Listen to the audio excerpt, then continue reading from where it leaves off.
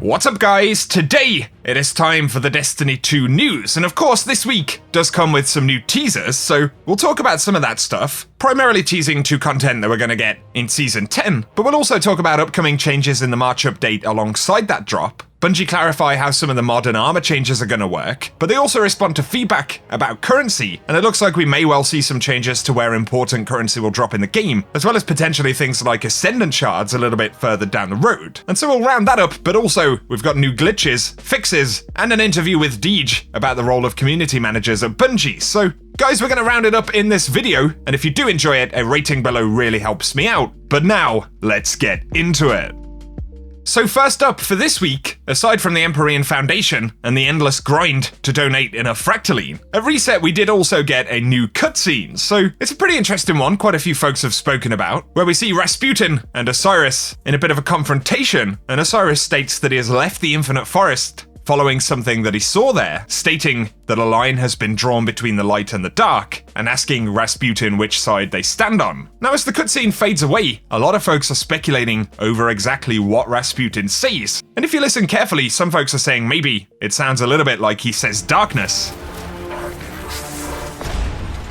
And maybe that's the case, that would certainly be a pretty interesting twist, but the primary thing right here is that we do have confirmation of part of the theme for next season, right? It looks to be that Rasputin or Warmind theme that Bungie hinted at in one of the Vidocs for Year 3. However, separate to this, we have heard rumours of Trials for Season of the Worthy, and it seems that we could well see Trials come back, according to reliable data mines. And also in that tagline, it did say Trials of Osiris and more returns in Season of the Worthy. So again, does that mean that the other unnamed content could be a reprise of either Warmind, or the content that we had in the Warmind DLC, or a rework of something similar? Or could it be another returning thing? It's certainly an interesting question, but perhaps we are going to see a darker Rasputin here, or maybe one corrupted by the darkness. Or indeed, that may not be the case, and the story really has the potential to mix things up. On the subject of Trials though, Jinsa, who originally made that Trials leak, did randomly tweet, "Only true champions dare set foot in these newly constructed halls." And of course that certainly isn't the original text from the Lighthouse in D1, so maybe he's teasing to yet more data mine stuff, but slowly, with lots of teasing, Bungie are nonetheless readying us for that next drop which is due on March 10th. So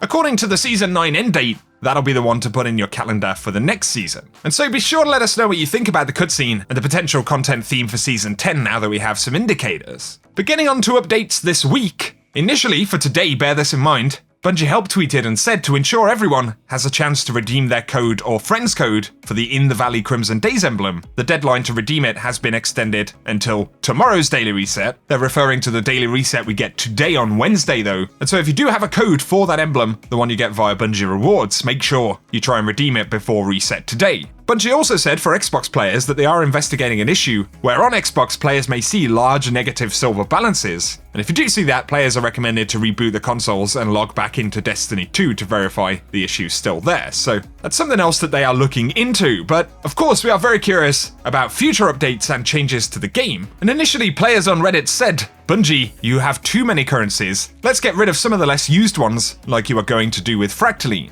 And Cosmo said it's something we are looking at. There's no timeline yet on when changes are coming, but we agreed that there is a lot going on in your consumables tab. In addition to this, players also said, for the millionth time, let enhancement prisms and ascendant shards also drop in Destiny 2 the game, and not just Nightfall the repeat. And this is a point of feedback that players have spoken about quite a bit. Basically the ability to get those materials to actually drop elsewhere in the game. And Cosmo said the dev team is also looking at increasing the ways that you can earn materials in future. We'll give you more details on any changes we make before they go out in a future update. So, on the subject of consumables, inventory space, but also specifically where some of these endgame items are actually dropping, this is the first time that Bungie have suggested they are looking into alternative drop sources for Ascendant Shards and the new endgame stuff for Armor 2.0, so we don't know how soon we're going to get that. It might be a little bit further down the road, but at least now Bungie have recognized it, and it looks to be a change that we'll probably get at some point in the future. Players also asked about Eva's Holiday Oven 2.0 still being stuck in the inventory, and Cosmo also confirmed that they're working on a fix and this should be removed in a future update. As well as this, quite a lot of players have been commenting on my channel, saying that they've watched entire videos of mine while loading into the tower.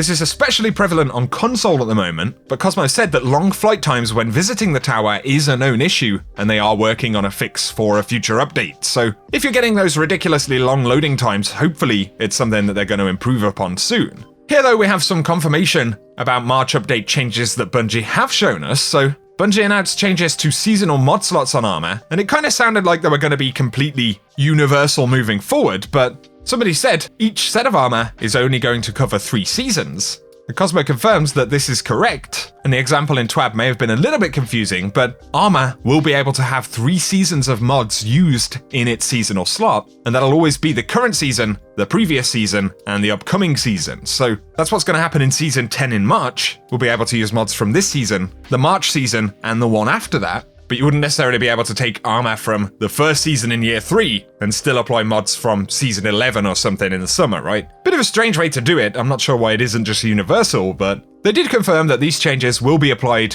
retroactively to armor that we already have, which is definitely good. The other big change they announced for Armor 2.0 is the ability to adjust elemental affinities on armor, so we'll be able to adjust to either of the other 2 affinity types on a piece of gear, and we can do this directly from the inspection screen on a piece of armor, but changing an armor affinity type will cost 1 upgrade module, and if your armor is already upgraded to a higher energy level, the cost will be the total upgrade materials necessary to reach that energy, plus 1 upgrade module. The team have taken feedback about that. Cosmo said they'll push to the development team that some players would still like the affinity system removed completely, but for now, they wanted to let players actually be able to pick up new items and not be stuck with an affinity that they didn't prefer. And so it is something that they're going to continue to adjust over time as necessary, and that includes after Season 10, I guess. And so those are some of the updates and changes that Bungie are kind of loosely talking about, both for March, but also bigger changes that we can expect to really see over the course of Year 3. Now though, a couple of glitches here. Kind of interesting, but there are some infinite super glitches still in the game. Bungie did fix the infinite Dawnblade issue last week, but there is still one achievable in the Tribute Hall and PvE in general, so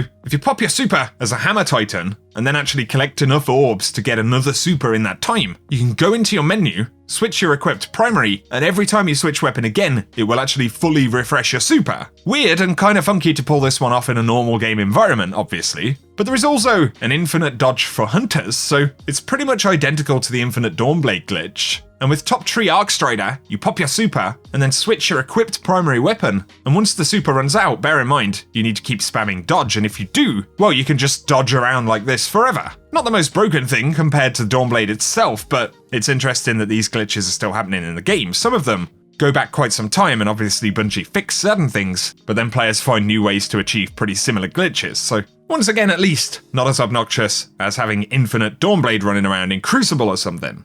That would conclude the bulk of the updates for the video, guys, but we do have a new interview about community management at Bungie, and this comes from MCV UK, who had the opportunity to jump in and chat with Tease. Now, of course, we don't get huge reveals or pieces of news from this, really. They are insights into how Bungie manage the community and manage those teams inside of the studio. And so really we have some interesting insights, and I will link this down below. But initially they say Tease explains Bungie's thinking on achieving a community-first approach to the game. And he said when the game becomes a venue where people can come together and have interactions with each other, it stops being even just a singular piece of entertainment, and the game becomes a place where people can go there to have interactions with other people who also enjoy it. This transcends fandom, and it goes beyond being a member of a fan club where you have a common interest, and there's a conversation about that thing. People can come together in our game and interact with each other through their characters, and they can also share experiences with each other completely independently of anything that we have created. I'm constantly telling the community managers on our team that the role is to tell the truth, so we tell the truth to the player about the game and our goals for their experience, we tell the truth to the creators about the players and how they feel, and we try not to overly editorialize either argument. We're just there to sort of keep this bridge of understanding open between the people who are making the game and the people who are playing the game. Whenever a creative decision is made at Bungie, we can take into account the anecdotal conversations amongst the most vocal hardcore players, the data that encapsulates every player in the community as a whole, as well as our own design inspirations, our own goals for the experience, as well as the experiences that we're having ourselves in the game. All of that feedback comes together every fortnight at a meeting, so Tease says that there's a very healthy debate that occurs all of the time at Bungie. Every other week, the community managers jump into a room with the development stakeholders, analysts, and data scientists, and they try and identify what is the current mood in the game. They say we have on numerous occasions cancelled existing content plans to shift our strategy, and instead of being a company that's trying to lead the conversation,